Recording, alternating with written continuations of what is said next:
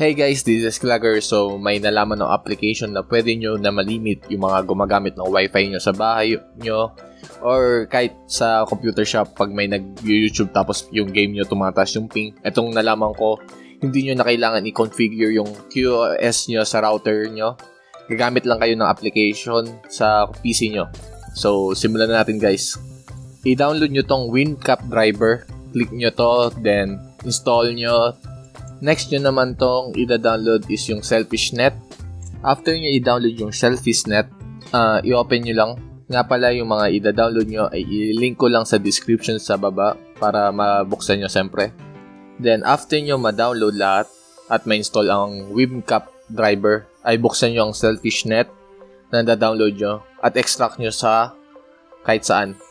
Then buksan nyo yung folder na yon at i-right click nyo yung selfish.exe at i-run as administrator nyo.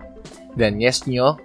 Itong application nga pala ay maganda kung naka Windows 7 kayo kasi kung naka Windows 10 kayo mayroong mga bagay-bagay na mga features niya na hindi makikita nyo.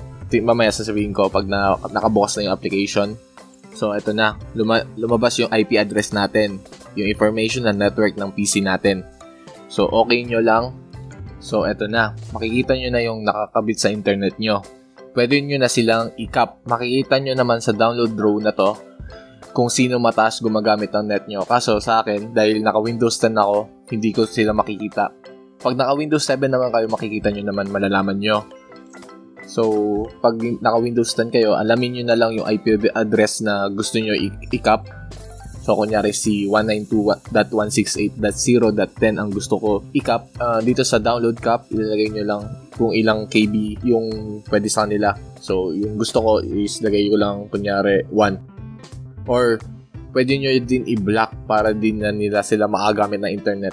Ayan, guys, alam nyo na paano di mag-lag kayo sa mga games nyo. So, ayun guys. Like this video if you like this. Share nyo na din sa mga friends nyo para malaman din nila kung paano di sila mag-lag sa game nila. Don't forget to subscribe to my channel. And if you have any suggestion for my upcoming videos, tell me in the comment section below. Thanks for watching guys and see you in the next video. Peace out.